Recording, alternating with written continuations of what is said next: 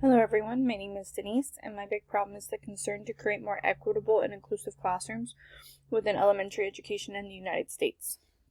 Education continues to serve as the foundation of economic and social mobility, yet within the U.S., public education systems continue to fall short in ensuring equitable access for all students.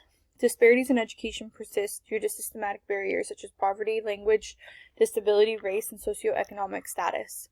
These inequities have long-term consequences affecting not only individual student outcomes, but also the overall economic stability of our country. Research demonstrates that students who experience educational exclusion are more likely to drop out, face limited career opportunities, and contribute to a shrinking skilled labor force. As fewer students graduate and pursue higher education, the nation faces reduced economic productivity and increased social inequality. If the United States does not address inclusivity in elementary classrooms, these disparities will continue to expand, exacerbating economic decline. To analyze the systematic impact of educational inequity, Bronfenbrenner's socio-ecological theory of human development provides a framework for understanding how multiple levels of society influence student outcomes.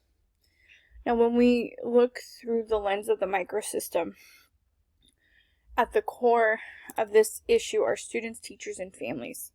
When students face a lack of representation in curricula, insufficient academic support, or biases in disciplinary practices, their learning experiences are directly impacted. Teachers who are often undertrained in inclusive pedagogy may unintentionally perpetuate disparities by failing to address diverse learning needs. Families from marginalized backgrounds may also struggle to advocate for their children due to systematic barriers such as limited access to resources or language differences. Now, in the next level of Bronfenbrenner's, we're going to look at the mesosystem. And the relationships between schools, families, and local communities are crucial in shaping educational outcomes. Schools that actively engage parents and collaborate with community organizations foster a more inclusive and learning environment. However, when these connections are weak, such as when parents lack the ability to participate in their child's education due to work constraints or linguistic barriers, students from disadvantaged backgrounds face further setbacks.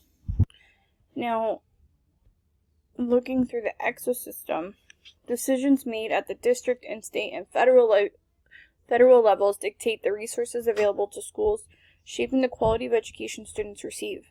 School funding models in the United States disproportionately favor wealthier districts,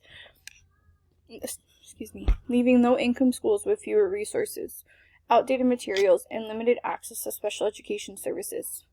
The lack of investment in professional development for teachers further exacerbates these disparities, making it more difficult to implement inclusive teaching strategies and creating more equitable classrooms and curricula.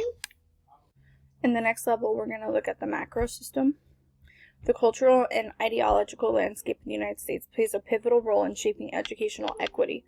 Policies that fail to address structural inequality, persistent racial and socioeconomic segregation in schools, and the lack of comprehensive policies for students with disabilities all reinforce systematic barriers to success. Societal attitudes towards inclusion, whether through policy resistance, lack of awareness, or implicit biases, affect the prioritization of equitable education at all levels.